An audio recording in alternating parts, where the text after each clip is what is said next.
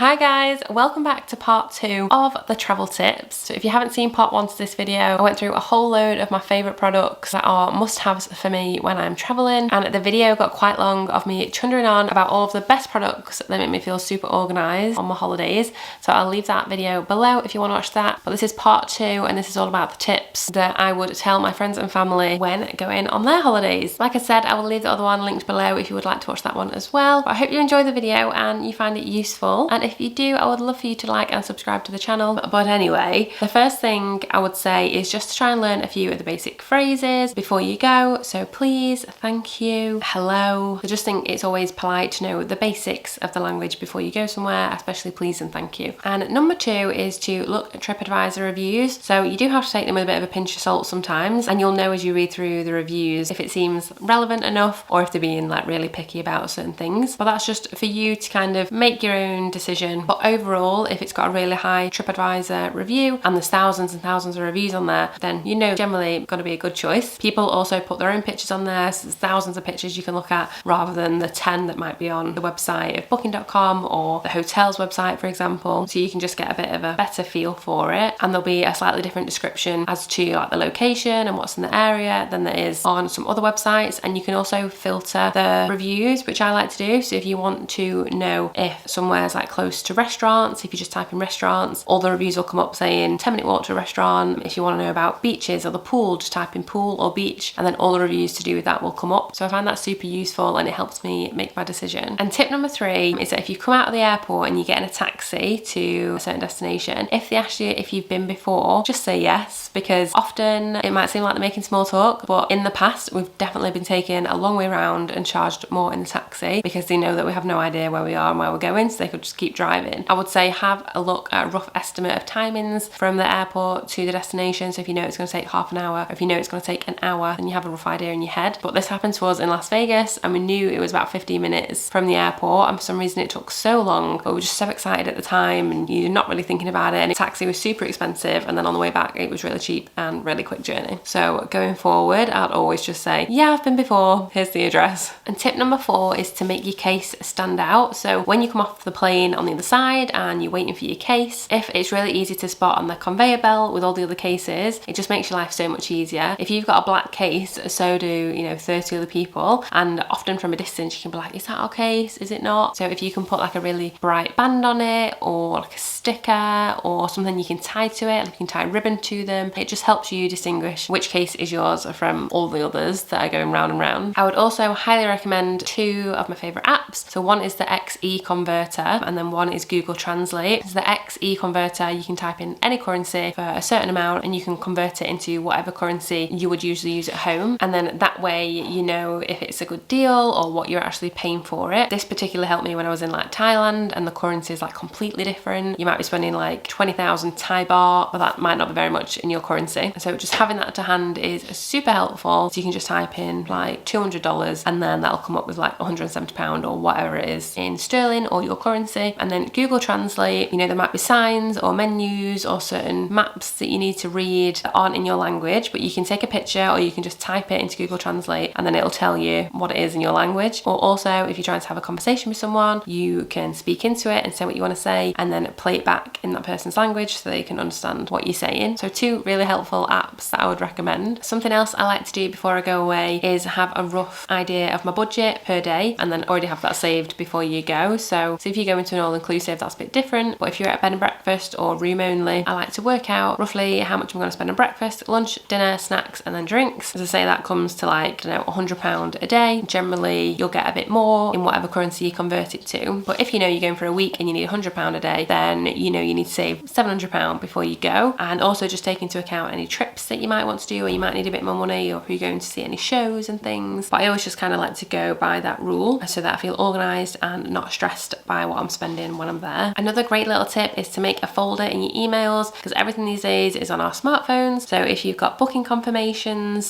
table reservations or whatever it is, if you've got a folder in your email that's for that particular holiday, then you can just find the emails really quickly instead of having to scroll through numerous emails that we get every day. So I just like to save them all into a folder so that they're easily accessible, or if I'm just by searching in the bar something relating to that, or whatever the name is of the hotel, it'll just come up straight away as well. A rucksack I feel like is always a must-have. It's just super comfy to carry it on your back. They can be quite heavy, but often if it's on your back, the weight's a bit more like evenly distributed than it is with like a handbag, and there's just more pockets to be able to put water in and all your belongings that you might need for your big day out. Something else I like to do is take my own tea bags, because I like Yorkshire tea and it's just never the same when you're abroad, and pack some snacks in your case. So the amount of times that snacks have come in handy, and you can take them in your hand luggage as well. So if you've been in a long queue, I would say really handy if you've got kids, but I mean, me and James are always looking for snacks. So yeah, if you're waiting for a taxi that could be like a really long wait or anything, if you've been traveling, sometimes your timings are all out of sync and you can suddenly become peckish and not be able to like quickly get food, if that makes sense. And also when you get back to your room, if you open your case and you've got some snacks in there, I always like to pack Jaffa cakes or chocolate fingers. It's really nice just to have those on hand when you're a bit peckish, rather than having to like walk for 20 minutes, find somewhere to eat, sit down, wait to be served. I always like to have snacks at the ready. It's a really good idea to take pictures of things. So your suitcase, for example, so if it was ever to get lost, you've got a picture of what it looks like to be able to show somebody. If you ever hire a car or a bike or anything like that, I always like to take pictures of them before we sign for them and use them, because then when they come back and you might have paid a deposit, they will often check the car or check the item, whatever it is you've hired, and make sure there's no scratches on it. So this happens quite a lot, and you want to make sure that you're not being blamed for something that wasn't your fault or that was there before. So just take loads of pictures of the car or the bike or whatever it is, and then you've got your proof that it wasn't you or the scratches were there before. And my last bit of advice would just be to do quite a bit of research of the destination before you go, so you can make the most of your trip. So look at some of the top things to do, some of the best places to eat, something a bit unique, and just have an idea of the areas. Maybe plan a few things for a couple of days. I do like to have a bit of a plan, but then it's very flexible, so I will deviate from it when necessary, or if something else comes up or you don't feel like doing something that day, you don't have to stick to the like rigid plan. But I feel like I often get more ticked off that way than just going and having like no idea and just learning when I'm there. So that is all of my travel tips for this video. I hope you enjoyed watching and found at least one of them useful. It's nice that it's been quite a sunny morning this morning to film the video when we're talking about holidays, and I will see you on Monday at 7 for a brand new video. Thanks guys, bye!